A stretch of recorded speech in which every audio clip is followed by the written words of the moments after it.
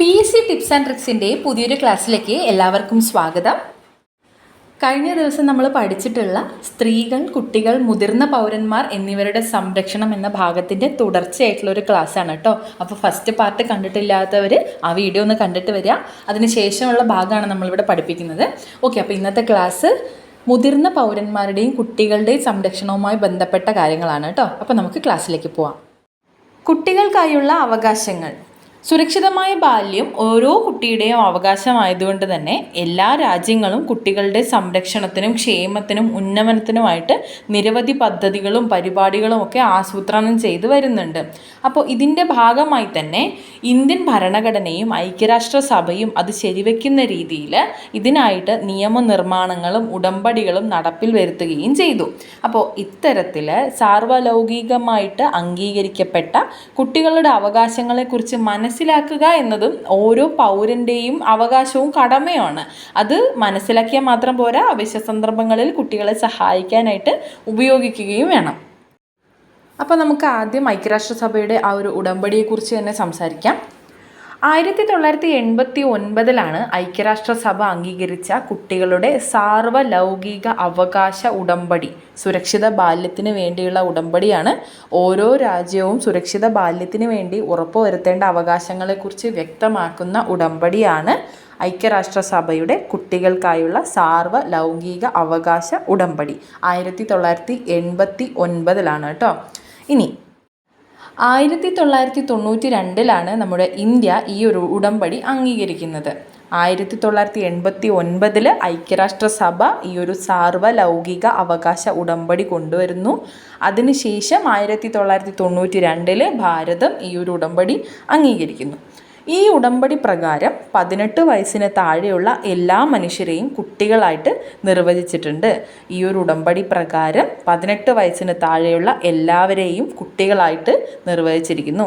പല നിയമങ്ങളിലും കുട്ടിയുടെ പ്രായം വ്യത്യസ്തമായ രീതിയിലാണ് കൊടുത്തിട്ടുള്ളത്. പക്ഷേ ഈ ഒരു നിയമം അല്ലെങ്കിൽ ഈ ഒരു ഉടമ്പടി പ്രകാരം 18 വയസ്സിന് താഴെയുള്ള എല്ലാവരെയും കുട്ടികളായിട്ടാണ് കണക്കാക്കുന്നത് കേട്ടോ.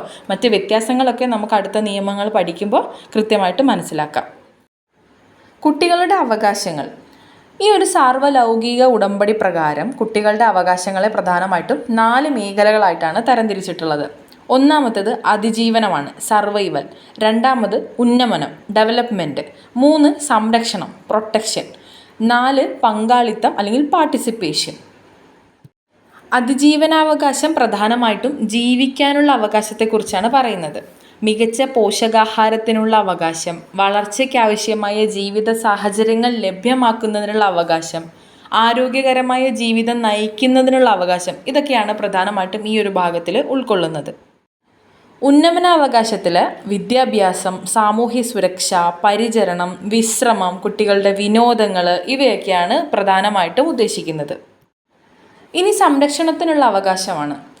ഇക്കാലത്ത് ഏറെ ചർച്ച ചെയ്യപ്പെടുന്ന ഒരു അവകാശത്തിൻ്റെ പരിധിയിലാണ് ഇതൊക്കെ വരുന്നത്. കാരണം ചൂഷണം, ദുരുപയോഗം, കുട്ടികളോടുള്ള അവഗണന, മനുഷ്യത്വരഹിതമായ പെരുമാറ്റം, ഇവയിൽ നിന്നൊക്കെ കുട്ടികൾ സംരക്ഷിക്കപ്പെടേണ്ടത് അത്യാവശ്യമാണ്. അപ്പോൾ ഇതെല്ലാം സംരക്ഷണാവകാശത്തിന് കീഴിലാണ് പറയുന്നത്. അവസാനത്തേത് പങ്കാളിത്ത അവകാശമാണ്. കുട്ടികൾക്ക് അവരുടെ അഭിപ്രായ പ്രകടനത്തിനുള്ള സ്വാതന്ത്ര്യം, അവർക്ക് ആവശ്യമുള്ള അറിവുകൾ ലഭ്യമാക്കുന്നതിനുള്ള അവസരം, അതുപോലെ അവരുടെ കാഴ്ചപ്പാടുകളെ വേണ്ട രീതിയിൽ പരിഗണിക്കുക തുടങ്ങിയ അവകാശങ്ങളെക്കുറിച്ചാണ് ഈ ഒരു ഭാഗം വിവരിക്കുന്നത്. കുട്ടികൾക്കായുള്ള അവകാശത്തെക്കുറിച്ച് ജനറലായിട്ടൊരു ഐഡിയ കിട്ടിയല്ലോ. ഇനി ദേശീയ കർമ്മ പദ്ധതികളെക്കുറിച്ച് നോക്കാം. കുട്ടികളുടെ അവകാശങ്ങൾ ഉറപ്പാക്കുന്നതിന് വേണ്ടി വിവിധ തരം കർമ്മ പദ്ധതികൾക്ക് നമ്മുടെ ഇന്ത്യ രൂപം നൽകിയിട്ടുണ്ട്. പ്രധാനപ്പെട്ടവ നമുക്ക് പറയാം. ഒന്നാമതായിട്ട് ബാലനീതി നിയമമാണ്. ബാലനീതി നിയമം 2015. നാളിതുവരെ നിലനിന്നിട്ടുണ്ടായിരുന്ന കുട്ടികളെ സംബന്ധിക്കുന്ന നിയമങ്ങളിൽ നിന്ന് പ്രചോദനം ഉൾക്കൊണ്ടുകൊണ്ട് സുരക്ഷിതമായ ബാല്യത്തിന് ഒരു സമഗ്ര നിയമം എന്നൊരു ആശയത്തിൽ നിന്നാണ് ഈ ഒരു ബാലനീതി നിയമം അല്ലെങ്കിൽ ജുവനൈൽ ജസ്റ്റിസ് ആക്ട് കൊണ്ടുവരുന്നത്. ഈ ഒരു നിയമത്തിൻ്റെ പ്രധാന സവിശേഷത നോക്കുമ്പോൾ ഇതിലെ വകുപ്പ് 2 പ്രകാരം 0 മുതൽ 18 വയസ്സ് വരെയുള്ള ഏതൊരാളെയും കുട്ടിയായിട്ടാണ് നിർവചിക്കുന്നത്. ഇത് കൂടാതെ ഈ ഒരു നിയമവുമായിട്ട് പൊരുത്തപ്പെടാത്ത കുട്ടി, ശ്രദ്ധയും സംരക്ഷണവും ആവശ്യമുള്ള കുട്ടി എന്നിങ്ങനെ 2 കുട്ടികളെ തരംതിരിക്കുകയും ചെയ്യുന്നുണ്ട്. ഇങ്ങനെ കുട്ടികളെ രണ്ടായി തരംതിരിക്കുന്നത് വഴി ഗണം തിരിച്ച് ഏറ്റവും അനുയോജ്യമായ സേവനം ഏതാണെന്ന് മനസ്സിലാക്കി കുട്ടിക്കത് ലഭ്യമാക്കുന്നതിന് വേണ്ടിയിട്ടാണ് ഈ ഒരു നിയമം ഇപ്രകാരം പറയുന്നത്. ഇനി കുട്ടികളെ എങ്ങനെയാണ് തരംതിരിക്കുന്നത് നമ്മൾ പറഞ്ഞു. നിയമവുമായി പൊരുത്തപ്പെടാത്ത കുട്ടികളും ശ്രദ്ധയും സംരക്ഷണവും ആവശ്യമുള്ള കുട്ടികളും. അതെങ്ങനെയാണെന്ന് നോക്കുകയാണെങ്കിൽ, നിയമവുമായി പൊരുത്തപ്പെടാത്ത കുട്ടികൾ കുറ്റം ചെയ്തതായി ആരോപിക്കപ്പെടുന്നതോ ചെയ്തു എന്ന് ബോധ്യപ്പെട്ടതോ ആയ കുട്ടികളെയാണ് നിയമവുമായി പൊരുത്തപ്പെടാത്ത കുട്ടികളെന്ന് നിർവചിച്ചിട്ടുള്ളത്. ഇനി ശ്രദ്ധയും സംരക്ഷണവും ആവശ്യമുള്ള കുട്ടികൾ, തെരുവ് കുട്ടികൾ, ബാലവേല ചെയ്യുന്ന കുട്ടികൾ, ഭിക്ഷാടനം ചെയ്യുന്ന കുട്ടികൾ, അത്യാഹിതത്തിൽപ്പെടുന്ന കുട്ടികൾ, ഇത്തരത്തിലുള്ള കുട്ടികളെയാണ് പ്രത്യേക ശ്രദ്ധയും സംരക്ഷണവും ആവശ്യമുള്ള കുട്ടികളായിട്ട് കണക്കാക്കുന്നത്.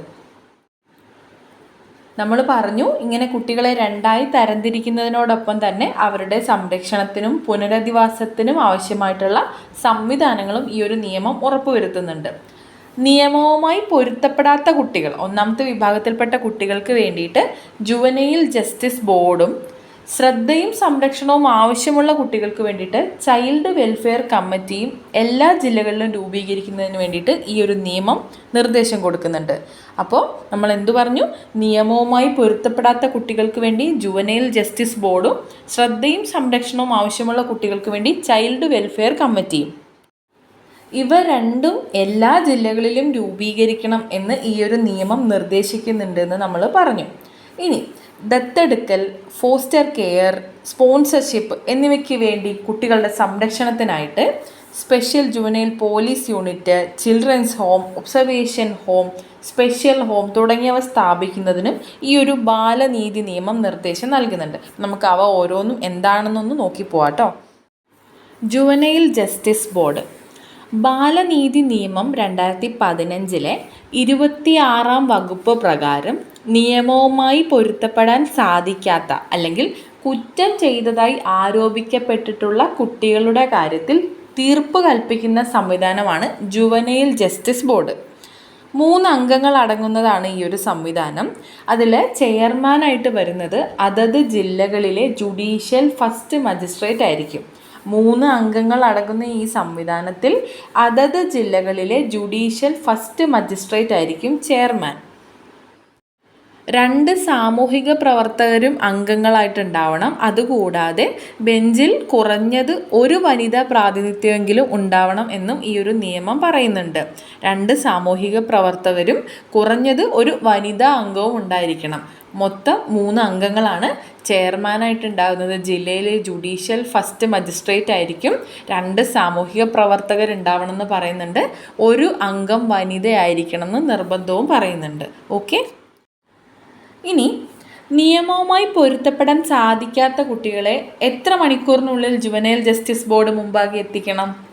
24 മണിക്കൂറിനുള്ളിൽ ജുവനൈൽ ജസ്റ്റിസ് ബോർഡ് മുൻപാകെ ഹാജരാക്കേണ്ടതാണെന്ന് പറയുന്നുണ്ട് കേട്ടോ. ഈ ജുവനൈൽ ജസ്റ്റിസ് ബോർഡ് എവിടെയാണ് ഉണ്ടാവുക? അത് അതത് ജില്ലകളിലെ ഒബ്സർവേഷൻ ഹോമിലായിരിക്കും ഈ ഒരു ബോർഡ് കൂടുന്നുണ്ടാവുക. അതത് ജില്ലകളിലെ ഒബ്സർവേഷൻ ഹോമിലാണ് ജുവനൈൽ ജസ്റ്റിസ് ബോർഡ് കൂടുന്നത്. ഒബ്സർവേഷൻ ഹോം എന്താണെന്ന് വെച്ചാൽ, ഇത്തരത്തിലുള്ള കുട്ടികളെ, അതായത് നിയമവുമായി പൊരുത്തപ്പെടാൻ കഴിയാത്ത കുട്ടികളെ താൽക്കാലികമായി സംരക്ഷിക്കുവാനുള്ള സദനങ്ങളാണ് ഒബ്സർവേഷൻ ഹോം എന്ന് പറയുന്നത്. ഇത് നമുക്ക് പിന്നീട് ഇതിനെക്കുറിച്ച് സംസാരിക്കാം. അതായത് സ്പെഷ്യൽ ഹോം, ഷെൽട്ടർ ഹോം, ഇതൊക്കെ നമുക്ക് പഠിക്കാനുണ്ട്. ഒന്ന് മനസ്സിലാക്കി വെക്കാം.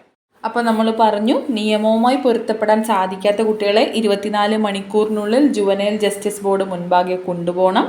അതത് ജില്ലകളിലെ ഒബ്സർവേഷൻ ഹോമിലാണ് ഇത് ഉണ്ടാവുക. അതുകൂടാതെ ഇത്തരത്തിൽ കൊണ്ടുവന്ന കുട്ടികളുടെ കാര്യങ്ങളെല്ലാം കൈകാര്യം ചെയ്യുന്നതും അതിൽ തീർപ്പ് കൽപ്പിക്കുന്നതിനുള്ള പൂർണ്ണ അധികാരവും ജുവനൈൽ ജസ്റ്റിസ് ബോർഡിനുള്ളതായിരിക്കും. അത് ബാലനീതി വകുപ്പ് 4 പ്രകാരമാണ് അങ്ങനെ പറഞ്ഞിട്ടുള്ളത്. ബാലനീതി വകുപ്പ് 4 പ്രകാരം നിയമവുമായി പൊരുത്തപ്പെടാൻ സാധിക്കാത്ത കുട്ടികളുടെ കാര്യങ്ങൾ കൈകാര്യം ചെയ്യുന്നതിനും തീർപ്പ് കൽപ്പിക്കുന്നതിനുള്ള പൂർണ്ണ അധികാരവും ജുവനൈൽ ജസ്റ്റിസ് ബോർഡിനാണ്. ഓക്കെ ആണല്ലോ. അടുത്തത് ചൈൽഡ് വെൽഫെയർ കമ്മിറ്റി. ശ്രദ്ധയും സംരക്ഷണവും ആവശ്യമുള്ള കുട്ടികളുടെ കാര്യത്തിൽ തീർപ്പ് കൽപ്പിക്കുന്നതിന് ചൈൽഡ് വെൽഫെയർ കമ്മിറ്റി എന്ന സംവിധാനം രൂപപ്പെടുത്തുന്നതിന് ബാലനീതി നിയമം ശുപാർശ ചെയ്യുന്നുണ്ട്. ശ്രദ്ധയും സംരക്ഷണവും ആവശ്യമുള്ള കുട്ടികളുടെ കാര്യത്തിൽ തീർപ്പ് കൽപ്പിക്കുന്നതിനായിട്ട് രൂപീകരിച്ചതാണ് ചൈൽഡ് വെൽഫെയർ കമ്മിറ്റി. അതുകൊണ്ട് തന്നെ എല്ലാ ജില്ലകളിലും ഈ ഒരു സംവിധാനം ഉണ്ടാവണം എന്നും ഈ ഒരു നിയമത്തിൽ പറയുന്നുണ്ട്. ഈ നിയമപ്രകാരമുള്ള കമ്മിറ്റിയിൽ ഒരു ചെയർപേഴ്സണും 4 അംഗങ്ങളുമാണ് ഉള്ളത്. ഒരു ചെയർപേഴ്സണും 4 അംഗങ്ങളും ചേർന്നതാണ് ചൈൽഡ് വെൽഫെയർ കമ്മിറ്റി. ഇവിടെ ഈ കമ്മിറ്റിയിൽ ചെയർപേഴ്സണും അതുപോലെ മറ്റ് അംഗങ്ങൾക്കും പ്രത്യേക പ്രാവീണ്യം ഉണ്ടായിരിക്കണമെന്ന് നിയമത്തിൽ പറയുന്നുണ്ട്. അതെന്തൊക്കെയാണെന്ന് വെച്ചാൽ, ചെയർപേഴ്സൺ, ഈ കമ്മിറ്റിയുടെ ചെയർപേഴ്സൺ കുട്ടികളുടെ അവകാശ സംരക്ഷണ മേഖലയിൽ പ്രവൃത്തി പരിചയമുള്ള ആളായിരിക്കണം എന്ന് പറയുന്നുണ്ട്. അതുകൂടാതെ മറ്റംഗങ്ങളിൽ ഒരാളെങ്കിലും വനിതയായിരിക്കണം. അത് നമ്മൾ നേരത്തെ ജുവനൈൽ ജസ്റ്റിസ് ബോർഡിലും പറഞ്ഞല്ലേ, ഒരാളെങ്കിലും വനിതയായിരിക്കണം. അത് ഇവിടെയും പറയുന്നുണ്ട്. ചൈൽഡ് വെൽഫെയർ കമ്മിറ്റിയിലെ അംഗങ്ങളിൽ ഒരാളെങ്കിലും വനിതയായിരിക്കണം. ഈ അംഗങ്ങളും കുട്ടികളുടെ അവകാശ സംരക്ഷണ പ്രവർത്തനങ്ങളിൽ പ്രാവീണ്യം ലഭിച്ച ആളുകൾ തന്നെ ആയിരിക്കണം കേട്ടോ. നമ്മൾ ചെയർപേഴ്സൻ്റെ കാര്യം പറഞ്ഞതുപോലെ കുട്ടികളുടെ അവകാശ സംരക്ഷണ മേഖലയിൽ പ്രാവീണ്യം ലഭിച്ച ആളുകളായിരിക്കണം അംഗങ്ങളും. ഈ ചൈൽഡ് വെൽഫെയർ കമ്മിറ്റിക്ക് 1-ാം ക്ലാസ് ജുഡീഷ്യൽ മജിസ്ട്രേറ്റിൻ്റെ അധികാരങ്ങളാണ് കൊടുത്തിട്ടുള്ളത്. 1-ാം ക്ലാസ് ജുഡീഷ്യൽ മജിസ്ട്രേറ്റിൻ്റെ അധികാരങ്ങളാണ് ചൈൽഡ് വെൽഫെയർ കമ്മിറ്റിക്ക് നൽകിയിട്ടുള്ളത്. കേരളത്തിലെ എല്ലാ ജില്ലകളിലും ചൈൽഡ് വെൽഫെയർ കമ്മിറ്റിയുടെ സേവനം ഇപ്പോൾ നമുക്ക് ലഭ്യമാണ്. ഈ നിയമപ്രകാരം പറയുന്നുണ്ട് എല്ലാ ജില്ലകളിലും ഉണ്ടാവണമെന്ന്. അതുകൊണ്ട് തന്നെ കേരളത്തിലെ എല്ലാ ജില്ലകളിലും ഈ ഒരു ചൈൽഡ് വെൽഫെയർ കമ്മിറ്റിയുടെ സേവനം ഇപ്പോൾ ലഭ്യമാണ്. ഒരു കാര്യം കൂടി ഇവിടെ നോട്ട് ചെയ്യേണ്ടതായിട്ടുണ്ട്. ഇത്തരത്തിൽ ഇപ്പോൾ നമ്മൾ പറഞ്ഞ പോലെ ശ്രദ്ധയും സംരക്ഷണവും ആവശ്യമുള്ള കുട്ടികളെ ആർക്ക് വേണമെങ്കിലും ഈ ഒരു കമ്മിറ്റിയുടെ മുൻപാകെയോ അല്ലെങ്കിൽ കമ്മിറ്റിയിലെ അംഗത്തിന് മുൻപാകെയോ ആയിട്ട് ഹാജരാക്കാവുന്നതാണ് കേട്ടോ. അതൊന്ന് ശ്രദ്ധിക്കുക. ഇത്തരത്തിലുള്ള കുട്ടികളെ ആർക്ക് വേണമെങ്കിലും, ഏതൊരാൾക്ക് വേണമെങ്കിലും ഈ ഒരു കമ്മിറ്റിയുടെ മുൻപാകെയോ അല്ലെങ്കിൽ ഏതൊരു അംഗത്തിൻ്റെ മുൻപാകെയോ ഹാജരാക്കാവുന്നതാണ്. ഇനി ഈ ഒരു ചൈൽഡ് വെൽഫെയർ കമ്മിറ്റി അത് അതത് ജില്ലകളിലെ ചിൽഡ്രൻസ് ഹോമിലാണ് നടത്തുന്നത്. ചിൽഡ്രൻസ് ഹോം എന്ന് പറഞ്ഞിട്ടുണ്ടെങ്കിൽ ഒബ്സർവേഷൻ ഹോം പറഞ്ഞതുപോലെ തന്നെയാണ്. ശ്രദ്ധയും സംരക്ഷണവും ആവശ്യമുള്ള കുട്ടികളെ പുനരധിവസിപ്പിക്കുന്നതിനുള്ള സദനങ്ങളാണ് ചിൽഡ്രൻസ് ഹോം. ഒബ്സർവേഷൻ ഹോം പറഞ്ഞത് ഓർമ്മയുണ്ടല്ലോ അല്ലേ? ഓക്കെ, നമുക്കത് പിന്നീട് പറയാം. അതിനു മുന്നേ ആയിട്ട് കുട്ടികളുടെ സംരക്ഷണത്തിനും പുനരധിവാസത്തിനും വേണ്ടി ബാലനീതി നിയമം നിർദ്ദേശിക്കുന്ന മറ്റു ചില സംവിധാനങ്ങൾ നമുക്ക് നോക്കാം. ഒന്നാമതായിട്ട് ദത്തെടുക്കലാണ്. ദത്തെടുക്കൽ അഥവാ അഡോപ്ഷൻ നമുക്കറിയാവുന്നതാണ് അല്ലേ. ദത്തെടുക്കൽ എന്നാൽ നിയമപരമായ എല്ലാ അവകാശങ്ങളോടുകൂടി കുട്ടിയെ സംരക്ഷിക്കുന്നതിനായിട്ട് ഏറ്റെടുക്കുന്നതാണ്. ഇതിൽ ഈ ഒരു കുട്ടിക്ക് അവകാശമുണ്ട് കേട്ടോ. പൈതൃക അവകാശം എന്നതുപോലെ എല്ലാ കാര്യത്തിലും ഈ ഒരു കുട്ടിക്കും അവകാശം ഉണ്ടായിരിക്കും. ഇനി ഈ ഒരു ദത്തെടുക്കൽ ആജീവനാന്തമാണ്. അതൊന്ന് ഓർത്തിരിക്കുക. ദത്തെടുക്കൽ ആജീവനാന്തമാണ്. അടുത്തത് പോറ്റി വളർത്തൽ അല്ലെങ്കിൽ ഫോസ്റ്റർ കെയർ. സ്വന്തം കുടുംബത്തിൽ നിർത്താനോ അല്ലെങ്കിൽ ദത്തു കൊടുക്കാനോ കഴിയാത്ത കുട്ടികളെ താൽക്കാലികമായി മറ്റൊരു കുടുംബത്തിൽ പാർപ്പിക്കാനായിട്ട് അനുവദിക്കുന്നു. ഈ ഒരു സാഹചര്യത്തെയാണ് ഫോസ്റ്റർ കെയർ അല്ലെങ്കിൽ പോറ്റി വളർത്തൽ എന്ന് പറയുന്നത്. സ്വന്തം കുടുംബത്തിൽ നിർത്താനോ ദത്തു കൊടുക്കാനോ കഴിയാത്ത കുട്ടികളെ താൽക്കാലികമായി മറ്റൊരു കുടുംബത്തിൽ പാർപ്പിക്കാൻ അനുവദിക്കുന്നതിനെയാണ് ഫോസ്റ്റർ കെയർ അല്ലെങ്കിൽ പോറ്റി വളർത്തൽ എന്ന് പറയുന്നത്. ഇതിനായിട്ട് കുട്ടികളെ നൽകുന്നത്, ഫോസ്റ്റർ കെയറിനായിട്ട് കുട്ടികളെ നൽകുന്നത് ചൈൽഡ് വെൽഫെയർ കമ്മിറ്റിയുടെ ഉത്തരവാദിത്തത്തിലാണ് കേട്ടോ. ചൈൽഡ് വെൽഫെയർ കമ്മിറ്റിയാണ് കുട്ടികളെ പോറ്റി വളർത്താൻ നൽകുന്നത്. ഇനി സ്പോൺസർഷിപ്പാണ്. സ്പോൺസർഷിപ്പ് അല്ലെങ്കിൽ വീട്ടിൽ നിർത്തി ധനസഹായം നൽകൽ. അപ്പോൾ സമൂഹത്തിലെ ഏതൊരു കുട്ടിക്കും മെച്ചമായൊരു ജീവിത സാഹചര്യം ലഭിക്കുന്നതിനായിട്ട് അതിന് വേണ്ടിയിട്ടുള്ള സാഹചര്യങ്ങളും സഹായങ്ങളൊക്കെ നൽകുന്നതിനെയാണ് സ്പോൺസർഷിപ്പ് എന്ന് പറയുന്നത്. പ്രധാനമായിട്ടും ധനസഹായമാണ്. അപ്പോൾ കുട്ടിക്ക് കുടുംബത്തോടൊപ്പം താമസിക്കാൻ സഹായിക്കുക എന്നതാണ് ഇതിലൂടെ പ്രധാനമായിട്ടും ഉദ്ദേശിക്കുന്നത്. ജില്ലാ ശിശു സംരക്ഷണ യൂണിറ്റ് വഴിയാണ് ഈ ഒരു ധനസഹായം നൽകുന്നത്. ഓക്കെ, അപ്പോൾ സമൂഹത്തിലെ ഏതൊരു കുട്ടിക്കും മെച്ചമായ ജീവിത സാഹചര്യം ലഭ്യമാക്കുന്നതിന് വേണ്ടി സഹായങ്ങൾ നൽകുന്നതിനെയാണ് സ്പോൺസർഷിപ്പ് അല്ലെങ്കിൽ വീട്ടിൽ നിർത്തി ധനസഹായം നൽകൽ എന്നതുകൊണ്ട് ഉദ്ദേശിക്കുന്നത്. ഇപ്പോൾ ഈ ഒരു സാഹചര്യത്തിൽ കുട്ടിക്ക് കുടുംബത്തോടൊപ്പം തന്നെ താമസിക്കാനായിട്ട് സാധിക്കും. ഇത് നൽകുന്നത്, ഈ ധനസഹായം നൽകുന്നത് ജില്ലാ ശിശു സംരക്ഷണ യൂണിറ്റ് വഴിയാണ്. അടുത്തത് special juvenile police unit, SJPU. നിയമവുമായി പൊരുത്തപ്പെടാൻ കഴിയാത്ത കുട്ടികളെ സംബന്ധിക്കുന്ന പരാതികൾ കൈകാര്യം ചെയ്യുന്നതിനായിട്ട് എല്ലാ ജില്ലകളിലും ഒരു പ്രത്യേക പോലീസ് യൂണിറ്റ് ഉണ്ട്. അതാണ് സ്പെഷ്യൽ ജുവനൈൽ പോലീസ് യൂണിറ്റ്. ഈ ഒരു യൂണിറ്റിൽ കുട്ടികളുമായി ഇടപഴകുവാൻ പ്രത്യേക പരിശീലനം ലഭിച്ച ഉദ്യോഗസ്ഥരെയാണ് നിയമിക്കുന്നത്. അത് പ്രത്യേകം പറഞ്ഞിട്ടുണ്ട്. കുട്ടികളുമായി ഇടപഴകുവാൻ പ്രത്യേക പരിശീലനം ലഭിച്ച ഉദ്യോഗസ്ഥരെയാണ് ഈ ഒരു യൂണിറ്റിൽ നിയമിക്കേണ്ടത്. അപ്പോൾ എന്താണ് സ്പെഷ്യൽ ജുവനൈൽ പോലീസ് യൂണിറ്റ്? നിയമവുമായി പൊരുത്തപ്പെടാൻ കഴിയാത്ത കുട്ടികളെ സംബന്ധിക്കുന്ന പരാതികൾ കൈകാര്യം ചെയ്യുന്നതിനായിട്ട് എല്ലാ ജില്ലയിലും നിയമിച്ചിട്ടുള്ള പ്രത്യേക പോലീസ് യൂണിറ്റാണ് സ്പെഷ്യൽ ജുവനൈൽ പോലീസ് യൂണിറ്റ്. ഇവിടെ കുട്ടികളുമായി ഇടപഴകുവാൻ വേണ്ടിയിട്ട് പ്രത്യേക പരിശീലനം ലഭിച്ച ഉദ്യോഗസ്ഥരെയാണ് നിയമിക്കേണ്ടത്. ഓക്കെ ആണല്ലോ. ഇനി നമുക്ക് ബാലസംരക്ഷണ സാധനങ്ങൾ നോക്കാം. നമ്മൾ നേരത്തെ പറഞ്ഞ പേരുകളാണ് children's home, observation home, special home, shelter home. ഇതൊക്കെയാണ് നമുക്ക് നോക്കാനുള്ളത്. ഒന്നാമത് ചിൽഡ്രൻസ് ഹോം. നമ്മൾ നേരത്തെ പറഞ്ഞിട്ടുണ്ടായിരുന്നു. ശ്രദ്ധയും സംരക്ഷണവും ആവശ്യമുള്ള കുട്ടികളെ പുനരധിവസിപ്പിക്കുന്നതിനുള്ള സാധനങ്ങളാണ് ചിൽഡ്രൻസ് ഹോം. അടുത്തത് ഒബ്സർവേഷൻ ഹോം. അതും നമ്മൾ പറഞ്ഞതാണ്. നിയമവുമായി പൊരുത്തപ്പെടാൻ കഴിയാത്ത കുട്ടികളെ താൽക്കാലികമായി സംരക്ഷിക്കുന്നതിനുള്ള സദനങ്ങളാണ് ഒബ്സർവേഷൻ ഹോം. ഇവിടെ നമ്മൾ ശ്രദ്ധിക്കേണ്ട മറ്റൊരു കാര്യമുണ്ട്. താൽക്കാലികമായി സംരക്ഷിക്കുകയാണ് ഒബ്സർവേഷൻ ഹോം ചെയ്യുന്നത്. പുനരധിവാസ സദനം വേറെയാണ് കേട്ടോ. സ്പെഷ്യൽ ഹോമാണത്. നിയമവുമായി പൊരുത്തപ്പെടാൻ കഴിയാത്ത കുട്ടികളെ പുനരധിവസിപ്പിക്കുന്നതിനുള്ള സദനങ്ങളാണ് സ്പെഷ്യൽ ഹോം. ഓക്കെ ആണല്ലോ, ക്ലിയർ അല്ലേ? അവസാനത്തേത് ഷെൽട്ടർ ഹോമാണ്. സർക്കാരിൻ്റെ അംഗീകാരത്തോടുകൂടി അത്യാവശ്യ ഘട്ടങ്ങളിൽ താൽക്കാലികമായിട്ട് കുട്ടികളെ സംരക്ഷിക്കുവാൻ വിവിധ സംഘടനകളുടെ സഹായത്തോടെ നടത്തുന്ന സദനങ്ങളാണ് ഷെൽട്ടർ എന്ന് പറയുന്നത്. ഷെൽട്ടർ ഹോം എന്ന് വെച്ചാൽ സർക്കാരിൻ്റെ അംഗീകാരത്തോടുകൂടി അത്യാവശ്യ ഘട്ടങ്ങളിൽ താൽക്കാലികമായി കുട്ടികളെ സംരക്ഷിക്കുക എന്ന ലക്ഷ്യത്തിൽ പ്രവർത്തിക്കുന്നതാണ് ഷെൽട്ടർ ഹോം. അടുത്തത് മറ്റൊരു പ്രധാനപ്പെട്ട നിയമമാണ് പോക്സോ ആക്ട്, അല്ലെങ്കിൽ ലൈംഗിക അതിക്രമങ്ങളിൽ നിന്നും കുട്ടികളെ സംരക്ഷിക്കുന്നതിനുള്ള നിയമം 2012. ലൈംഗിക ആക്രമണം, ലൈംഗിക പീഡനം തുടങ്ങിയ കുറ്റകൃത്യങ്ങളിൽ നിന്നും കുട്ടികളെ സംരക്ഷിക്കുന്നതിനുള്ള നിയമമാണ് ഈ ഒരു പോക്സോ നിയമം എന്ന് പറയുന്നത്.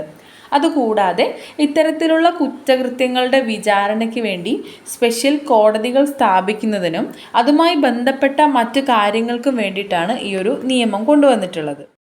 ഈ ഒരു നിയമത്തിൽ ഇത്തരത്തിലുള്ള കുറ്റകൃത്യങ്ങൾക്ക്, കുട്ടികൾക്കെതിരെയുള്ള ലൈംഗിക കുറ്റകൃത്യങ്ങൾക്ക് നടപടിക്രമങ്ങളും അതിനുള്ള ശിക്ഷയും കാര്യങ്ങളുമെല്ലാം വ്യവസ്ഥ ചെയ്യുന്നുണ്ട്. അതെല്ലാം തന്നെ നമ്മൾ വ്യക്തമായിട്ട് മറ്റൊരു ക്ലാസ് ചെയ്തതുകൊണ്ട് ഇവിടെ രണ്ടാമത് റിപ്പീറ്റ് ചെയ്യുന്നില്ല. അപ്പോൾ എല്ലാവരും ആ ഒരു വീഡിയോ പോയിട്ടൊന്ന് കാണുക. വ്യക്തമായിട്ട് നമ്മൾ ഏതൊക്കെ പാർട്ട്, ഏതൊക്കെ സെക്ഷൻസ് വെച്ചിട്ടാണ് കുറ്റകൃത്യങ്ങൾ വരുന്നത് എന്ന് നമ്മൾ പറഞ്ഞിട്ടുണ്ട് കേട്ടോ. അപ്പോൾ ഇവിടെ നമ്മൾ പ്രധാനമായിട്ടും എന്തൊക്കെയാണ് ശ്രദ്ധിക്കേണ്ടതെന്നൊന്ന് റിപ്പീറ്റ് ചെയ്യാം. 2012 മെയ് 22 പോക്സോ നിയമം പാർലമെൻറ്റ് പാസ്സാക്കുന്നത്. 2012 മെയ് 22 പോക്സോ നിയമം പാർലമെൻറ്റ് പാസ്സാക്കുന്നത്. 2012 നവംബർ 14 പോക്സോ നിയമം നിലവിൽ വരുന്നത്. നവംബർ 14 ശിശുദിനമാണല്ലോ, അപ്പോൾ അത് വെച്ച് ഓർത്തിരിക്കാം. 2012 നവംബർ 14 പോക്സോ നിയമം നിലവിൽ വരുന്നത്. ഇനി അതിനൊരു ഭേദഗതി നിയമം വന്നിട്ടുണ്ട്. അത് 2019 2019 പോക്സോ ആക്ടിൻ്റെ ഭേദഗതി നിയമം വരുന്നുണ്ട്. ഇനി ഈ ഒരു കാര്യം ഓർത്തിരിക്കേണ്ടത്, എത്ര വയസ്സ് വരെയുള്ളവരാണ് കുട്ടിയായിട്ട് കണക്കാക്കുന്നതെന്നാണ്. ഈ ഒരു നിയമപ്രകാരം, പോക്സോ ആക്ട് പ്രകാരം 18 വയസ്സിന് താഴെയുള്ള കുട്ടികളെയാണ് കുട്ടിയായിട്ട് കണക്കാക്കുന്നത്. 18 വയസ്സിന് താഴെയുള്ളവരെ കുട്ടിയായിട്ട് കണക്കാക്കുന്നു. ഇതിൽ ആൺകുട്ടിയും പെൺകുട്ടിയും ഈ ഒരു നിർവചനത്തിൽ ഉൾപ്പെടുന്നുണ്ട് കേട്ടോ. അത് ഓർത്തിരിക്കുക. 18 വയസ്സിന് താഴെയുള്ളവരെ കുട്ടിയായിട്ട് പരിഗണിക്കുന്നു. അതിൽ ആൺകുട്ടിയും പെൺകുട്ടിയും ഉൾപ്പെടുന്നുണ്ട്. 18 വയസ്സിന് താഴെയുള്ള ആൺകുട്ടിയും പെൺകുട്ടിയും ഈ ഒരു നിയമത്തിന് കീഴിൽ കുട്ടിയാണ്. ഓക്കെ. അടുത്തത് ബാലവേല നിരോധന നിയമമാണ്. ബാലവേല നിരോധന നിയമം 1986 ഈ ഒരു നിയമം പാർലമെൻറ്റ് പാസ്സാക്കുന്നത്. 1986 ബാലവേല നിരോധന നിയമം പാർലമെൻറ്റ് പാസ്സാക്കുന്നത്. ഈ സമയത്തെ പ്രധാനമന്ത്രി ആരാണ്? രാജീവ് ഗാന്ധി. രാജീവ് ഗാന്ധിയാണ് 1986 ബാലവേല നിരോധന നിയമം പാസ്സാക്കുന്ന സമയത്തെ ഇന്ത്യയുടെ പ്രധാനമന്ത്രി. ഇനി ഈ ഒരു നിയമപ്രകാരം, ബാലവേല നിരോധന നിയമപ്രകാരം 14 വയസ്സിൽ താഴെയുള്ളവരെയാണ് കുട്ടികളായിട്ട് കണക്കാക്കുന്നത്. ഇതാണ് നമ്മൾ ആദ്യം പറഞ്ഞത്. ചില നിയമത്തിൽ കുറച്ച് വ്യത്യാസങ്ങളുണ്ടെന്ന് ഇത് PSC ചോദിച്ചിട്ടുണ്ട്. വ്യത്യാസമുള്ളതായതുകൊണ്ട് തന്നെ പ്രത്യേകം ഓർത്തിരുന്ന് പഠിക്കുക കേട്ടോ. ബാലവേല നിരോധന നിയമപ്രകാരം 14 വയസ്സിന് താഴെയുള്ളവരെയാണ് കുട്ടിയായിട്ട് കണക്കാക്കുന്നത്. ഇനി ഏത് കമ്മിറ്റിയുടെ നിർദ്ദേശപ്രകാരം വന്ന നിയമമാണ് ബാലവേല നിരോധന നിയമം? അങ്ങനൊരു ചോദ്യം വന്നാൽ തെറ്റിക്കാൻ പാടില്ല. ഗുരുപാദസ്വാമി കമ്മിറ്റിയാണ് കേട്ടോ. ഗുരുപാദസ്വാമി കമ്മിറ്റിയുടെ നിർദ്ദേശപ്രകാരം വന്ന നിയമമാണ് ബാലവേല നിരോധന നിയമം. ബാലവേല നിരോധനത്തെ പറ്റി പറയുന്ന ഒരു ആർട്ടിക്കിൾ ഉണ്ടല്ലോ നമ്മുടെ ഭരണഘടനയിൽ. ആർട്ടിക്കിൾ 24 ആർട്ടിക്കിൾ 24 ബാലവേല നിരോധനത്തെ പറ്റിയാണ് പറയുന്നത്. ആർട്ടിക്കിൾ 24 ബാലവേല നിരോധനത്തെ പറ്റി പറയുന്നു. 1 മാർക്ക് നഷ്ടപ്പെടാതിരിക്കാനുള്ള പ്രധാനപ്പെട്ടൊരു പോയിൻ്റാണ് ബാലവേല നിരോധനത്തെ പറ്റി പറയുന്ന ആർട്ടിക്കിൾ 24. അപ്പോൾ നമ്മൾ എന്തൊക്കെ പറഞ്ഞു? ബാലവേല നിരോധന നിയമം 1986 പാർലമെൻറ്റ് പാസ്സാക്കി. ആ സമയത്തെ പ്രധാനമന്ത്രി രാജീവ് ഗാന്ധി ആയിരുന്നു. 14 വയസ്സിന് താഴെയുള്ളവരെയാണ് ബാലവേല നിരോധന നിയമത്തിൽ കുട്ടിയായിട്ട് പരിഗണിക്കുന്നത്. ഗുരുപാദസ്വാമി കമ്മിറ്റിയുടെ നിർദ്ദേശപ്രകാരം വന്നൊരു നിയമമാണ് ബാലവേല നിരോധന നിയമം. ബാലവേല നിരോധനത്തെ പറ്റി പറയുന്ന ആർട്ടിക്കിൾ 24 അനുച്ഛേദം 24 ബാലവേല നിരോധനത്തെ പറ്റി പറയുന്നത്. തുടർന്ന് നമുക്ക് പഠിക്കാനായിട്ടുള്ളത് ബച്പൻ ബച്ചാവോ ആന്തോളനാണ്.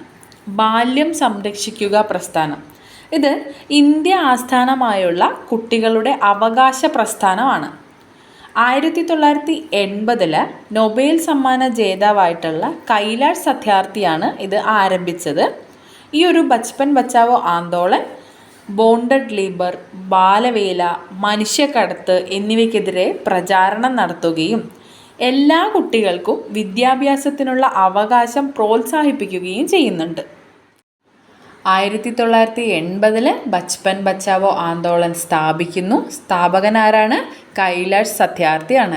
കൈലാഷ് സത്യാർത്ഥിക്ക് 2014 സമാധാനത്തിനുള്ള നോബൽ സമ്മാനം ലഭിക്കുന്നുണ്ട്. ഇനി ബച്പൻ ബച്ചാവോ ആന്തോളൻ എന്തിനൊക്കെ വേണ്ടിയിട്ടാണ് പ്രവർത്തിക്കുന്നത്?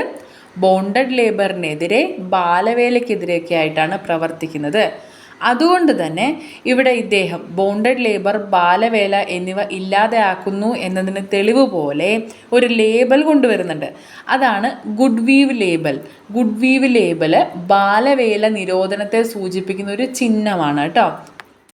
ചില സാധനങ്ങൾ വാങ്ങുമ്പോൾ അതിൽ ലേബലുകൾ ഉണ്ടാവും. അതിലൊന്നായിട്ടാണ് ഗുഡ് വീവ് ലേബലിനെ പറയുന്നത്. അതായത് നമ്മൾ വാങ്ങുന്ന ഉൽപ്പന്നത്തിൽ സാക്ഷ്യപ്പെടുത്തിയിട്ടുള്ള ചിഹ്നം കുട്ടികൾ അല്ലെങ്കിൽ നിർബന്ധിത ബോണ്ടഡ് തൊഴിലാളികളെ ഉപയോഗിച്ചിട്ടല്ല ചെയ്തിരിക്കുന്നത് എന്നത് ഉറപ്പു നൽകുന്നതിനുള്ള ഒരു ലേബലാണ് ഗുഡ് വീവ് ലേബൽ. പഴയ റെഗ് മാർക്ക് നിങ്ങൾ കേട്ടിട്ടില്ലേ? റെഗ് മാർക്ക് മാറി വന്നിട്ടുള്ളതാണ് ഈ ഗുഡ് വീവ് ലേബൽ കേട്ടോ. ഇതാ ഇവിടെ താഴെ കാണുന്നില്ലേ? ഇതാണ് ഗുഡ് വീവിൻ്റെ സിമ്പിൾ. നമ്മൾ വാങ്ങിക്കുന്ന പ്രൊഡക്റ്റിൽ ഈ ഒരു സിമ്പിൾ, ഈ ഒരു ലേബൽ ചെയ്തിട്ടുണ്ടെന്നുണ്ടെങ്കിൽ അതിൽ ബാലവേല നിരോധനം ഉണ്ട് എന്നാണ് അർത്ഥം. ബാലവേലയോ അല്ലെങ്കിൽ ബോണ്ടഡ് ലേബറോ ഉപയോഗിച്ചിട്ടല്ല ഈ ഒരു പ്രൊഡക്റ്റ് ഉണ്ടാക്കിയിട്ടുള്ളത് എന്നാണ് ഈ ഒരു ലേബൽ കൊണ്ട് ഉദ്ദേശിക്കുന്നത് കേട്ടോ. അപ്പോൾ അത് ക്ലിയർ ആണല്ലോ. അടുത്തത് റൈറ്റ് ടു എഡ്യൂക്കേഷൻ ആക്റ്റാണ്. RTE ആക്ട്, വിദ്യാഭ്യാസ അവകാശ നിയമം. 6 മുതൽ 14 വയസ്സ് വരെയുള്ള കുട്ടികൾക്ക് സൗജന്യവും നിർബന്ധിതവുമായ വിദ്യാഭ്യാസം അനുവദിച്ചുകൊണ്ടുള്ള നിയമമാണ് വിദ്യാഭ്യാസ അവകാശ നിയമം. ഇത് 2009 പാർലമെൻറ്റ് പാസ്സാക്കുന്നത്. എന്നാൽ 2010 ഏപ്രിൽ 1 നിലവിൽ വരുന്നത്. 2009 പാർലമെൻറ്റ് പാസ്സാക്കി 2010 ഏപ്രിൽ 1 വിദ്യാഭ്യാസ അവകാശ നിയമം നിലവിൽ വന്നു. ഭരണഘടനയുടെ 86ാമത് ഭേദഗതി അനുസരിച്ചാണ് വിദ്യാഭ്യാസത്തിനുള്ള അവകാശം മൗലിക അവകാശമാക്കി മാറ്റിയത്. ഭരണഘടനയുടെ 86ാമത് ഭേദഗതിയുമായി ബന്ധപ്പെട്ടാണ് വിദ്യാഭ്യാസ അവകാശ നിയമം ഉള്ളതെന്ന് ഓർത്തിരിക്കുക. 86ാമത് ഭരണഘടനാ ഭേദഗതി അനുസരിച്ചാണ് വിദ്യാഭ്യാസത്തിനുള്ള അവകാശം മൗലിക അവകാശമാക്കി മാറ്റിയത്. അങ്ങനെ മാറ്റുമ്പോൾ ആർട്ടിക്കിൾ ഏതായിരിക്കും വരിക? Article 21A. ആർട്ടിക്കിൾ 21A ആണ് വിദ്യാഭ്യാസ അവകാശവുമായി ബന്ധപ്പെട്ട ആർട്ടിക്കിൾ. ഭരണഘടനയിൽ പറയുന്ന ആർട്ടിക്കിൾ 21A ആണ്. ഓർത്തിരിക്കുക കേട്ടോ. ഇനി നമുക്ക് ഭരണഘടനയുടെ ഭാഗം നോക്കാം. ഭരണഘടനയിൽ കുട്ടികളുടെ സംരക്ഷണത്തിനായിട്ട് പറഞ്ഞിട്ടുള്ള പ്രധാനപ്പെട്ട ആർട്ടിക്കിളുകൾ, അവയുടെ കാര്യങ്ങൾ എന്തൊക്കെയാണെന്നുള്ളത് നോക്കാം. ഒന്നാമതായിട്ട് ആർട്ടിക്കിൾ 14. ആർട്ടിക്കിൾ 14 തുല്യതയും തുല്യ നിയമ സംരക്ഷണവും പറയുന്നുണ്ട്. അത് കുട്ടികൾക്കും കൂടി ബാധകമായിട്ടുള്ള കാര്യമാണ്. അതുകൊണ്ട് ഓർത്തിരിക്കുക, ആർട്ടിക്കിൾ 14 കുട്ടിയെ ബാധിക്കുന്നതാണ്. തുല്യതയും തുല്യ നിയമ സംരക്ഷണവും. ആർട്ടിക്കിൾ 15 വിവേചനങ്ങൾക്കെതിരെയുള്ള സംരക്ഷണമാണ്. ആർട്ടിക്കിൾ 15 വിവേചനങ്ങൾക്കെതിരെയുള്ള സംരക്ഷണം. ആർട്ടിക്കിൾ 15(3) സ്ത്രീകൾക്കും കുട്ടികൾക്കും വേണ്ടി പ്രത്യേക വ്യവസ്ഥകൾ ചെയ്തിട്ടുണ്ട്. നമ്മുടെ ഭരണഘടനയിൽ ആർട്ടിക്കിൾ 15(3) സ്ത്രീകൾക്കും കുട്ടികൾക്കും വേണ്ടി പ്രത്യേക വ്യവസ്ഥകൾ പറഞ്ഞിട്ടുണ്ട്. ഇനി ആർട്ടിക്കിൾ 19. 19(1)(a) തുല്യനീതി, അഭിപ്രായ സ്വാതന്ത്ര്യം ഇവ പറഞ്ഞിട്ടുണ്ട്. നമ്മൾ നേരത്തെ 4 അവകാശങ്ങൾ പറഞ്ഞതിൽ കൃത്യമായിട്ട് പറഞ്ഞതാണ് അല്ലേ, അഭിപ്രായ സ്വാതന്ത്ര്യം കുട്ടിയുടെ സ്വാതന്ത്ര്യം കൂടിയാണെന്ന്. ഓക്കെ, അപ്പോൾ ആർട്ടിക്കിൾ 19(1)(a) തുല്യനീതിയും അഭിപ്രായ സ്വാതന്ത്ര്യവും കുട്ടിയുടെ അവകാശമായിട്ട് ഭരണഘടനയിൽ പറയുന്നുണ്ട്. അടുത്തത് ജീവിക്കാനുള്ള അവകാശം. ആർട്ടിക്കിൾ 21 പറയുന്നു കുട്ടിക്കുള്ള ജീവിക്കാനുള്ള അവകാശം. ആർട്ടിക്കിൾ 21(a) അത് നമ്മൾ കുറച്ച് മുന്നേ പറഞ്ഞു. ആർട്ടിക്കിൾ 21(a) 6 മുതൽ 14 വയസ്സ് വരെ സൗജന്യവും നിർബന്ധപൂർവവുമായ വിദ്യാഭ്യാസത്തിനുള്ള അവകാശമാണ് ഭരണഘടന നൽകുന്നത്. 6 വയസ്സ് മുതൽ 14 വയസ്സ് വരെയുള്ള സൗജന്യവും നിർബന്ധപൂർവവുമായ വിദ്യാഭ്യാസം ആർട്ടിക്കിൾ 21(a)യിലാണ് പറയുന്നത്. ഇനി ഒന്നിച്ച് പഠിച്ചിരിക്കേണ്ട 2 ആർട്ടിക്കിളുകളാണ് 23ഉം 24ഉം. തെറ്റിപ്പോകാൻ പാടില്ല. നമ്മൾ ഒന്ന് നേരത്തെ പറഞ്ഞിട്ടുണ്ടായിരുന്നു, ബാലവേല നിരോധനവുമായി ബന്ധപ്പെട്ട അനുച്ഛേദം ഏതാണെന്ന് നമ്മൾ നേരത്തെ പറഞ്ഞിട്ടുണ്ടായിരുന്നു. അത് ആർട്ടിക്കിൾ 24ആണ്. എന്നാൽ 23 ബാലവേലയിൽ നിന്നും ബാലഭിക്ഷാടനത്തിൽ നിന്നും സംരക്ഷിക്കപ്പെടുന്നതിനുള്ള അവകാശമാണ് കേട്ടോ. കുട്ടിയുടെ അവകാശമാണ് ആർട്ടിക്കിൾ 23 പ്രകാരം ബാലവേലയിൽ നിന്നും ബാലഭിക്ഷാടനത്തിൽ നിന്നും സംരക്ഷിക്കപ്പെടും. ആർട്ടിക്കിൾ 24 എന്തായിരുന്നു? 14 വയസ്സിൽ താഴെയുള്ള കുട്ടികളുടെ ബാലവേല നിരോധനമാണ്. ബാലവേല നിരോധനത്തിനുള്ള അവകാശമാണ് 14 വയസ്സിൽ താഴെയുള്ള കുട്ടിയുടേത്. ആർട്ടിക്കിൾ 24ആണ്. ഇനി ആർട്ടിക്കിൾ 39(e) പ്രായത്തിനും ശേഷിക്കും ചേരാത്ത തൊഴിലുകളിൽ നിന്നുള്ള സംരക്ഷണം ആർട്ടിക്കിൾ 39(e) പ്രകാരമാണ് ഒരു കുട്ടിക്ക് കിട്ടുന്നത്. പ്രായത്തിനും ശേഷിക്കും ചേരാത്ത തൊഴിലുകളിൽ നിന്നുള്ള സംരക്ഷണം ആർട്ടിക്കിൾ 39(e) എന്താണ് പറയുന്നത്? പ്രായത്തിനും ശേഷിക്കും ചേരാത്ത തൊഴിലുകളിൽ നിന്നുള്ള സംരക്ഷണം. അപ്പോൾ ഇത് 3 ഒന്ന് കണക്ട് ചെയ്ത് പഠിച്ചു വെച്ചിരിക്കുക. ആർട്ടിക്കിൾ 23ഉം 24ഉം തെറ്റിപ്പോകാൻ പാടില്ല കേട്ടോ. 23 ബാലവേലകളിൽ നിന്നും ബാലഭിക്ഷാടനത്തിൽ നിന്നുമുള്ള സംരക്ഷിക്കപ്പെടൽ. ആർട്ടിക്കിൾ 24 14 വയസ്സിൽ താഴെയുള്ള ബാലവേല നിരോധനം. ആർട്ടിക്കിൾ 39(e) പ്രായത്തിനും ശേഷിക്കും ചേരാത്ത തൊഴിലുകളിൽ നിന്നുള്ള സംരക്ഷണം. ആർട്ടിക്കിൾ 39(e) നമ്മൾ പറഞ്ഞു പ്രായത്തിനും ശേഷിക്കും ചേരാത്ത തൊഴിലുകളിൽ നിന്നുള്ള സംരക്ഷണമാണ്. അങ്ങനെയാണെങ്കിൽ ആർട്ടിക്കിൾ 39(f) എന്താണ്? നല്ല സാഹചര്യവും ചൂഷണത്തിൽ നിന്നും അനാഥത്വത്തിൽ നിന്നുമുള്ള സംരക്ഷണം. നല്ല സാഹചര്യവും ചൂഷണത്തിൽ നിന്നും അനാഥത്വത്തിൽ നിന്നുമുള്ള കുട്ടിയുടെ സംരക്ഷണം ആർട്ടിക്കിൾ 39(f) പ്രകാരമാണ് പറഞ്ഞിട്ടുള്ളത്. അവസാനമായിട്ട് ആർട്ടിക്കിൾ 45 നിർദ്ദേശക തത്വത്തിലുള്ള ആർട്ടിക്കിളാണ്, പ്രധാനപ്പെട്ടതാണ്, ഓർത്തിരിക്കുക. 6 വയസ്സിൽ താഴെയുള്ള കുട്ടിയുടെ കരുതലും വിദ്യാഭ്യാസവുമാണ് ആർട്ടിക്കിൾ 45 പറഞ്ഞിട്ടുള്ളത്. 6 വയസ്സിൽ താഴെയുള്ള കുട്ടിയുടെ കരുതലും വിദ്യാഭ്യാസവും.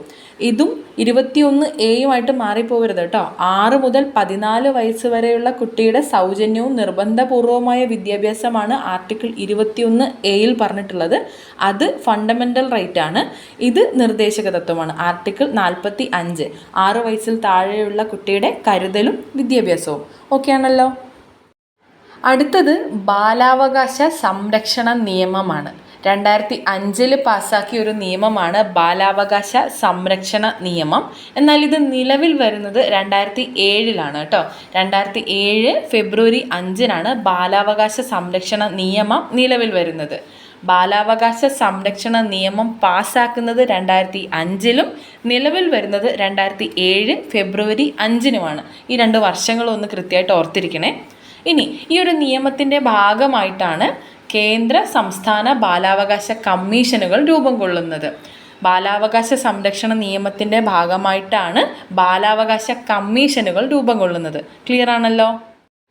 ദേശീയ ബാലാവകാശ കമ്മീഷൻ ദേശീയ ബാലാവകാശ സംരക്ഷണ നിയമത്തിൻ്റെ ഭാഗമായിട്ട് 2007 മാർച്ച് 5 നിലവിൽ വന്ന കമ്മീഷനാണ് ദേശീയ ബാലാവകാശ കമ്മീഷൻ, അല്ലെങ്കിൽ national commission for protection of child rights NCPCR. പ്രധാനപ്പെട്ടതാണ്, ഈ ഒരു വർഷം കൃത്യമായിട്ട് ഓർത്തിരിക്കുക. 2007 മാർച്ച് 5 ഈ ഒരു നിയമം, ബാലാവകാശ സംരക്ഷണ നിയമം 2007 ഫെബ്രുവരി 5 നിലവിൽ വരുന്നത്. 2007 ഫെബ്രുവരി 5 നിലവിൽ വന്ന നിയമത്തെ അടിസ്ഥാനമാക്കി 2007 മാർച്ച് 5 ദേശീയ ബാലാവകാശ കമ്മീഷൻ നിലവിൽ വന്നു. ഓക്കെ, 18 വയസ്സിൽ താഴെയുള്ളവരെയാണ് ഈ ഒരു നിയമപ്രകാരം കുട്ടിയായിട്ട് പറയുന്നത്. 18 വയസ്സിൽ താഴെയുള്ള കുട്ടികളുടെ സംരക്ഷണമാണ് ദേശീയ ബാലാവകാശ കമ്മീഷനിൽ നിക്ഷിപ്തമായിട്ടുള്ളത്. ഇതിൻ്റെ ആസ്ഥാനം വരുന്നത് ന്യൂഡൽഹിയാണ്. ദേശീയ ബാലാവകാശ കമ്മീഷൻ്റെ ആസ്ഥാനം ന്യൂഡൽഹിയാണ്. ചെയർപേഴ്സണും 6 അംഗങ്ങളും ഒരു മെമ്പർ സെക്രട്ടറിയും അടങ്ങുന്നതാണ് ഈ ഒരു കമ്മീഷൻ. ബാലാവകാശ കമ്മീഷനിൽ ചെയർപേഴ്സണും 6 അംഗങ്ങളും ഒരു മെമ്പർ സെക്രട്ടറിയുമായിരിക്കും ഉണ്ടാവുക. പക്ഷേ എത്ര അംഗങ്ങൾ എന്ന് ചോദിച്ചാൽ 7 അംഗങ്ങൾ എന്നായിരിക്കും പറയുക. മെമ്പർ സെക്രട്ടറി സെപ്പറേറ്റ് ആണ് കേട്ടോ. കേന്ദ്ര സർക്കാരാണ് നിയമിക്കുന്നത്. ഇനി ഈ പറഞ്ഞിട്ടുള്ള അംഗങ്ങളിൽ 6 അംഗങ്ങളിൽ 2 പേർ സ്ത്രീകളായിരിക്കണമെന്നും ഈ ഒരു നിയമപ്രകാരം പറയുന്നുണ്ട്. ഇനി ചെയർമാനെ തിരഞ്ഞെടുക്കുന്നതിന് വേണ്ടിയിട്ട് ഒരു സെലക്ഷൻ കമ്മിറ്റി ഉണ്ട്, 3 അംഗ സെലക്ഷൻ കമ്മിറ്റി. അതിൻ്റെ അധ്യക്ഷനായിട്ട് വരുന്നത് മാനവ വികസന ശേഷി മന്ത്രാലയത്തിൻ്റെ ചുമതലയുള്ള മന്ത്രിയായിരിക്കും. അതായത് ബാലാവകാശ കമ്മീഷനിലെ ചെയർപേഴ്സണെ തിരഞ്ഞെടുക്കുന്നത് ഒരു 3 അംഗ സെലക്ഷൻ കമ്മിറ്റിയാണ്.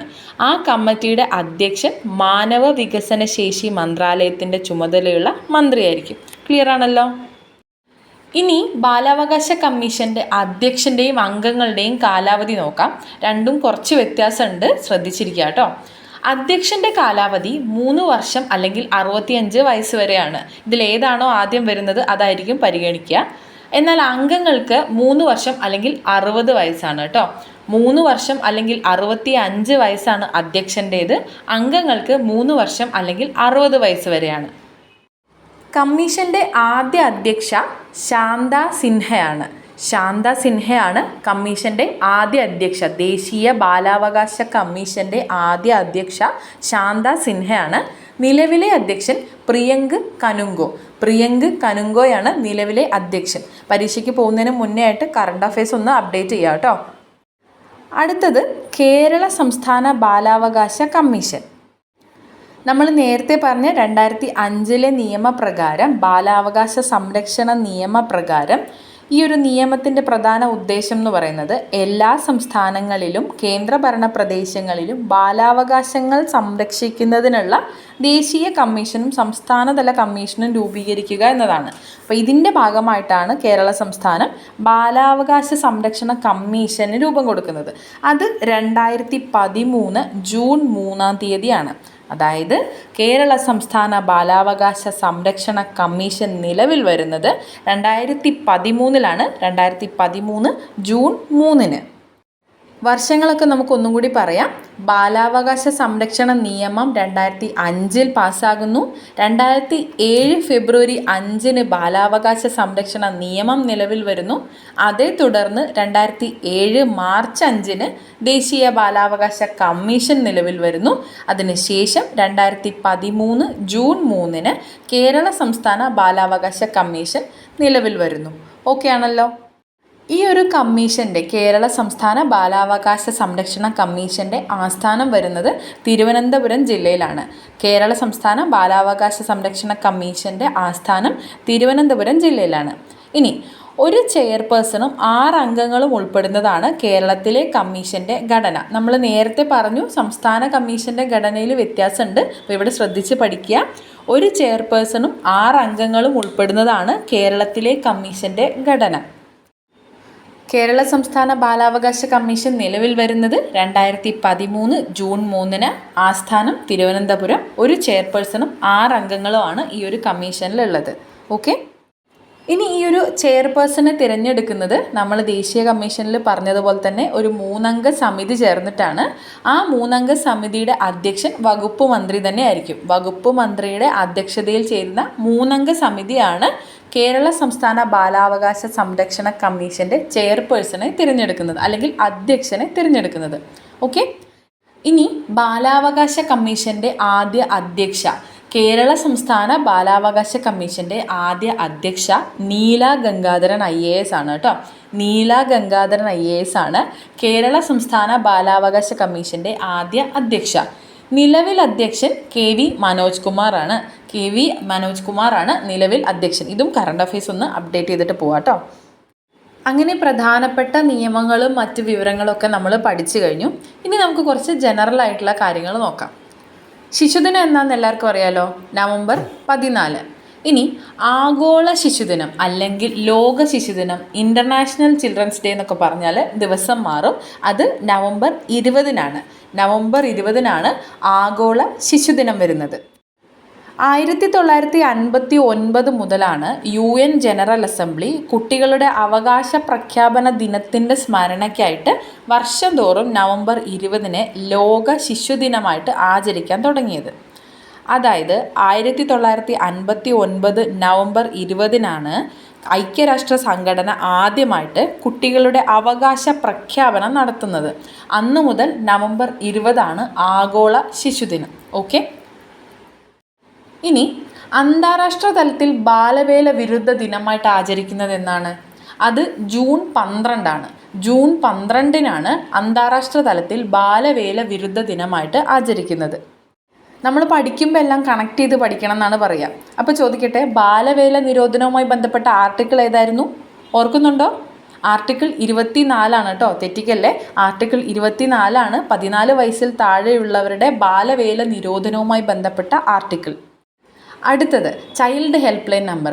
വളരെ പ്രധാനപ്പെട്ടതാണ്. ഒരുപാട് ചോദ്യപേപ്പറിൽ ഡയറക്റ്റ് ചോദിച്ചിട്ടുണ്ട് ചൈൽഡ് ഹെൽപ്പ് ലൈൻ നമ്പർ എത്രയാണ്. 1098 1098 എന്ന് പഠിച്ചാൽ മതിയെന്ന് നമ്മൾ നേരത്തെ ഒരു ക്ലാസ്സിൽ പറഞ്ഞിട്ടുണ്ടായിരുന്നു. Child help line number 1098. ചേർത്ത് പഠിക്കുക. വനിതാ ഹെൽപ്പ് ലൈൻ നമ്പർ 1091. വനിതാ help line 1091, child help line 1098. അപ്പോൾ ഇവിടെ ഒരു ചോദ്യം കൂടി ചോദിക്കാം. മുതിർന്ന പൗരന്മാരുടെ സംരക്ഷണവുമായി ബന്ധപ്പെട്ട ഒരു ടോൾ ഫ്രീ നമ്പർ നമ്മൾ പഠിച്ചിട്ടുണ്ടായിരുന്നു. അത് എത്രയായിരുന്നു? 14567. ഓർക്കുന്നുണ്ടെന്ന് വിചാരിക്കുന്നു. ഇല്ലെങ്കിൽ കൃത്യമായിട്ട് പഠിച്ചു വെക്കുക. മുതിർന്ന പൗരന്മാരുടെ സംരക്ഷണവുമായി ബന്ധപ്പെട്ട ടോൾ ഫ്രീ നമ്പർ 14567 ആണ് കേട്ടോ. ഇനി ഈ 2 നിയമങ്ങളും കൂടി നോക്കാം. ശൈശവ വിവാഹ നിരോധന നിയമം പാസ്സാക്കുന്നത് 2006-ലാണ്. അതുപോലെ ഫാക്ടറി നിയമം അല്ലെങ്കിൽ ഫാക്ടറി ആക്ട് 1948-ലുമാണ് പാസ്സാക്കുന്നത്. ഇവിടെ നമ്മൾ എന്തൊക്കെ പറഞ്ഞു? ആഗോള ശിശുദിനം നവംബർ 20-നാണ്. 1959 മുതലാണ് ഇത് ആചരിച്ചു വരുന്നത്. ഇനി അന്താരാഷ്ട്ര തലത്തിൽ ബാലവേല വിരുദ്ധ ദിനമായിട്ട് ആചരിക്കുന്നത് എന്നാണ്? അത് ജൂൺ 12-നാണ്. ചൈൽഡ് ഹെൽപ്പ് ലൈൻ നമ്പർ 1098, വനിതാ ഹെൽപ്പ് ലൈൻ നമ്പർ 1091. ശൈശവ വിവാഹ നിരോധന നിയമം 2006-ൽ പാസ്സാക്കി. ഫാക്ടറി നിയമം 1948-ലും പാസ്സാക്കി. ഓക്കെ ആണല്ലോ. അപ്പോൾ ഇത്രയേ ഉള്ളൂ നമുക്ക് ഇന്നത്തെ ക്ലാസ്സിൽ പഠിക്കാനായിട്ട്. ഇതോടുകൂടി സ്ത്രീകൾ, കുട്ടികൾ, മുതിർന്ന പൗരന്മാർ എന്നിവരുടെ സംരക്ഷണം എന്ന ഭാഗം നമ്മൾ പൂർത്തിയാക്കിയിട്ടുണ്ട് കേട്ടോ. ഇനി നമുക്ക് കുറച്ച് ചോദ്യങ്ങൾ നോക്കാം. ഇന്നത്തെ ക്ലാസ്സുമായി മാത്രം ബന്ധപ്പെട്ടവയല്ല കേട്ടോ, ചോദ്യങ്ങൾ ജനറലായിട്ട് എടുത്തിട്ടുള്ളതാണ്. ഈ ചോദ്യങ്ങൾ നിങ്ങൾക്ക് സ്വയമേ ചെയ്യാൻ പറ്റുന്നുണ്ടോ എന്ന് ചെക്ക് ചെയ്യുക. അതിന് ശേഷം മാത്രം ഉത്തരം നോക്കുക കേട്ടോ. ഒന്നാമത്തത്, ദേശീയ മനുഷ്യാവകാശ കമ്മീഷൻ നിലവിൽ വന്നത് ഏത് വർഷത്തിൽ? ഏത് വർഷമാണ് ദേശീയ മനുഷ്യാവകാശ കമ്മീഷൻ നിലവിൽ വന്നതെന്നാണ് ചോദിച്ചിട്ടുള്ളത്. ഓപ്ഷൻസ് നോക്കിയേ. 1993 November 11, 1992 October 11, 1993 October 12, 1994 November 11. Options എല്ലാം കൺഫ്യൂസിംഗ് ആയിട്ടാണ് കൊടുത്തിട്ടുള്ളത്. കൃത്യമായിട്ട് പഠിക്കുക. 1993 ഒക്ടോബർ 2-നാണ് ദേശീയ മനുഷ്യാവകാശ കമ്മീഷൻ നിലവിൽ വരുന്നത്. ഓപ്ഷൻ സി ആണ് ഇവിടെ കറക്റ്റ് ആയിട്ടുള്ള ആൻസർ കേട്ടോ. കൃത്യമായിട്ട് ഓർത്തിരിക്കുക. 1993 ഒക്ടോബർ 12. ഓപ്ഷൻസ് ചെറുതായിട്ടൊന്ന് കൺഫ്യൂഷൻ ഉള്ളവർക്ക് തെറ്റിക്കാൻ പാകത്തിനാണ് കൊടുത്തിട്ടുള്ളത്. തെറ്റിക്കാതിരിക്കുക. രണ്ടാമത്തത്, ഇന്ത്യയിൽ വിവരാവകാശ നിയമം നിലവിൽ വന്നത് ഏത് വർഷത്തിലാണ്? ഇന്ത്യയിൽ വിവരാവകാശ നിയമം വന്നത് എപ്പോഴാണെന്നാണ് ചോദിച്ചിട്ടുള്ളത്. ഇത് മൂന്നും ഒറ്റ ചോദ്യപേപ്പറിലുള്ള ചോദ്യങ്ങളാണ് കേട്ടോ. ഓപ്ഷൻസ് നോക്കിക്കേ. 2005 ജനുവരി 12, 2005 ഒക്ടോബർ 12, 2006 ഒക്ടോബർ 12, 2006 ഒക്ടോബർ 11. ഇവിടെ ഒക്ടോബർ 3 പ്രാവശ്യം വന്നു. ഇതും ഈ പറഞ്ഞതുപോലെ തന്നെ ഓപ്ഷൻസ് ഭയങ്കര ക്ലോസ് ആണ്, കൃത്യമായിട്ട് അറിയണം. 2005 ഒക്ടോബർ 12 ഇന്ത്യയിൽ വിവരാവകാശ നിയമം നിലവിൽ വരുന്നത്. ഇന്ത്യയിൽ വിവരാവകാശ നിയമം നിലവിൽ വരുന്നത് 2005 ഒക്ടോബർ 12 ഇവിടെ ഓപ്ഷൻ ബി ആണ് കറക്റ്റായിട്ടുള്ളത്. മൂന്നാമത്തത്, ഇന്ത്യൻ ഭരണഘടനയിൽ ജീവിക്കുന്നതിനും വ്യക്തി സ്വാതന്ത്ര്യത്തിനുമുള്ള അവകാശത്തെപ്പറ്റി പ്രതിപാദിക്കുന്ന അനുച്ഛേദം ഏതാണ്? അതിന്ന് നമ്മൾ ചെറുതായിട്ടൊന്ന് പറഞ്ഞിട്ടുണ്ടായിരുന്നു അല്ലേ. ജീവിക്കുന്നതിനും വ്യക്തി സ്വാതന്ത്ര്യത്തിനുമുള്ള അവകാശത്തെപ്പറ്റി പ്രതിപാദിക്കുന്ന അനുച്ഛേദം ഏതാണ്? ആർട്ടിക്കിൾ 21, അനുച്ഛേദം 21. ഓപ്ഷൻ ഡി ആണ് ഇവിടെ ഉത്തരം. അനുച്ഛേദം 21 ഇന്ത്യൻ ഭരണഘടനയിൽ ജീവിക്കുന്നതിനും വ്യക്തി സ്വാതന്ത്ര്യത്തിനുമുള്ള അവകാശത്തെപ്പറ്റി പ്രതിപാദിക്കുന്നത്. മറ്റുള്ള ഓപ്ഷൻസിൽ വന്നിട്ടുള്ള ആർട്ടിക്കിൾ കൂടി നോക്കി വെക്കുക കേട്ടോ. ആർട്ടിക്കിൾ 21, 22, 23, 24 ഇവിടെ പറഞ്ഞിട്ടുണ്ട്. അതൊന്ന് നോക്കി വെക്കുക.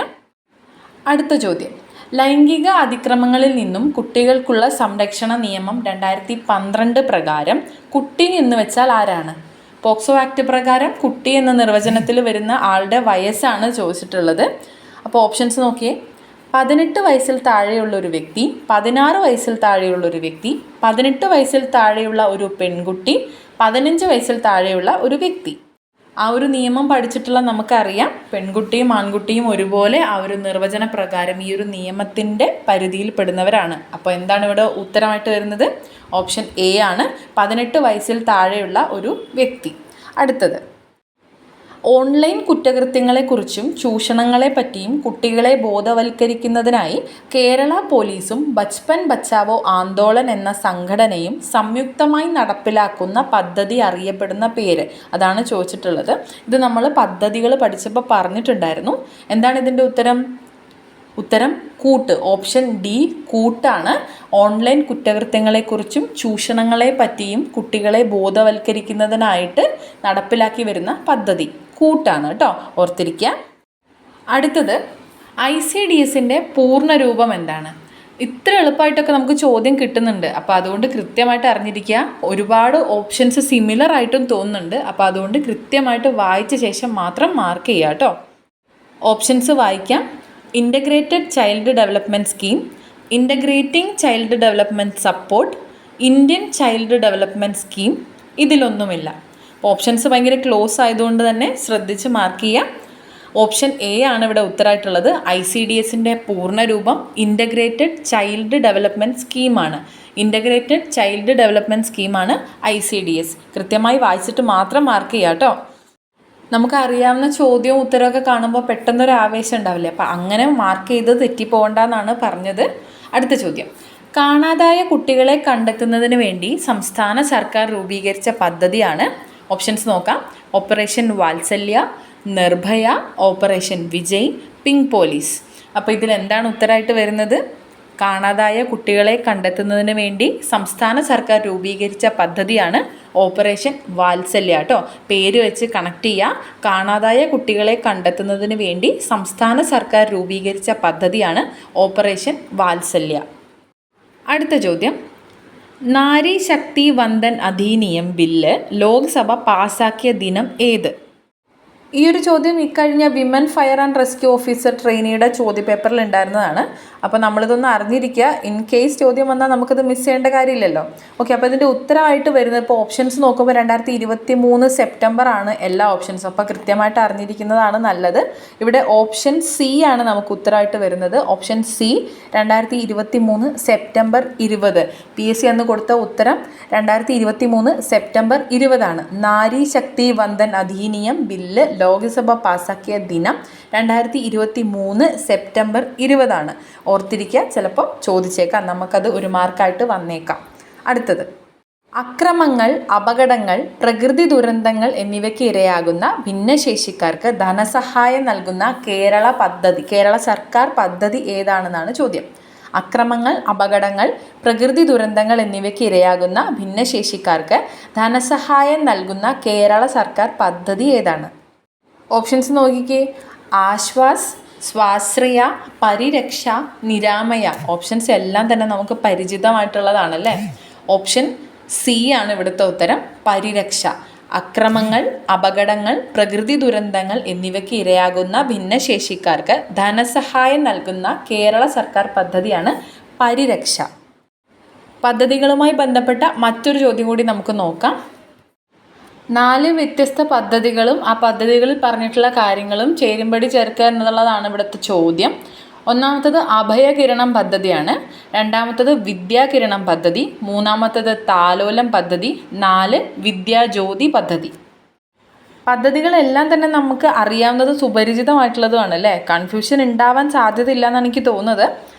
അഭയകിരണം പദ്ധതി നമ്മൾ ആദ്യം പഠിച്ചിട്ടുള്ളൊരു പദ്ധതിയാണ് അഭയകിരണം പദ്ധതി. അത് വിധവകൾക്കുള്ള സാമ്പത്തിക സഹായ പദ്ധതിയാണ്. വിധവകൾക്കുള്ള സാമ്പത്തിക സഹായ പദ്ധതിയായിരുന്നു അഭയകിരണം പദ്ധതി. വിദ്യാകിരണം പദ്ധതി എന്തായിരുന്നു? എന്തോ ഒരു വിദ്യാഭ്യാസ സഹായവുമായി ബന്ധപ്പെട്ടൊരു പദ്ധതിയാണ് അല്ലേ. വികലാംഗരുടെ മക്കൾക്കുള്ള വിദ്യാഭ്യാസ സഹായ പദ്ധതിയാണ് വിദ്യാകിരണം പദ്ധതി. ഇനി താലോലം പദ്ധതി, വളരെ എളുപ്പവും ഒരുപാട് തവണ ചോദിച്ചിട്ടുള്ളതുമായിട്ടുള്ള പദ്ധതിയാണ് താലോലം പദ്ധതി. മാരക രോഗങ്ങളുള്ള 18 വയസ്സിൽ താഴെയുള്ള കുട്ടികൾക്കുള്ള ചികിത്സാ സഹായം ലഭിക്കുന്ന പദ്ധതിയാണ് താലോലം പദ്ധതി. 4മത്തത് വിദ്യാജ്യോതി പദ്ധതിയാണ്. ഫിസിക്കലി ഹാൻഡിക്യാപ്ഡ് ആയിട്ടുള്ള ഭിന്നശേഷിക്കാരായിട്ടുള്ള വിദ്യാർത്ഥികൾക്ക് പഠനത്തിനുള്ള സാമ്പത്തിക സഹായം നൽകുന്ന പദ്ധതിയാണ് വിദ്യാജ്യോതി പദ്ധതി. ഓക്കെ ആണോ? 4 പദ്ധതികളും മനസ്സിലായല്ലോ. അപ്പോൾ ഇതിൽ നിന്ന് ഓപ്ഷൻ ഏതാണെന്ന് നമുക്ക് നോക്കാം. ഓപ്ഷൻ സി ആണ് ഇതിന് ഉത്തരമായിട്ട് വരുന്നത്. ഓപ്ഷൻ സി പ്രകാരം അഭയകിരണം പദ്ധതി വിധവകൾക്കുള്ള സാമ്പത്തിക സഹായം നൽകുന്നു. വിദ്യാകിരണം പദ്ധതി വികലാംഗരുടെ മക്കൾക്ക് വിദ്യാഭ്യാസ സഹായം നൽകുന്നു. താലോലം പദ്ധതി മാരക രോഗങ്ങളുള്ള 18 വയസ്സിൽ താഴെയുള്ള കുട്ടികൾക്ക് ചികിത്സാ സഹായം നൽകുന്നു. വിദ്യാജ്യോതി പദ്ധതി PH വിദ്യാർത്ഥികൾക്ക്, ഫിസിക്കലി ഹാൻഡിക്യാപ്ഡ് വിദ്യാർത്ഥികൾക്ക് പഠനത്തിനുള്ള സാമ്പത്തിക സഹായം നൽകുന്നു. ക്ലിയർ ആണല്ലോ? എല്ലാവർക്കും എല്ലാ ചോദ്യവും ചെയ്യാൻ പറ്റിയെന്ന് വിശ്വസിക്കുന്നു. പരീക്ഷ ഇങ്ങ് അടുത്തെത്തി. നമ്മൾ ഇത്രയും കാലം കഷ്ടപ്പെട്ടതിനുള്ള ഫലം കിട്ടാൻ പോകുന്ന ദിവസമാണ്. അപ്പോൾ അധികം ടെൻഷനൊന്നും അടിക്കേണ്ട. സമാധാനത്തോടു കൂടി പരിപൂർണ ആത്മവിശ്വാസത്തോടു കൂടി പരീക്ഷ എഴുതുക കേട്ടോ. അപ്പോൾ എല്ലാവർക്കും all the best and thank you so much.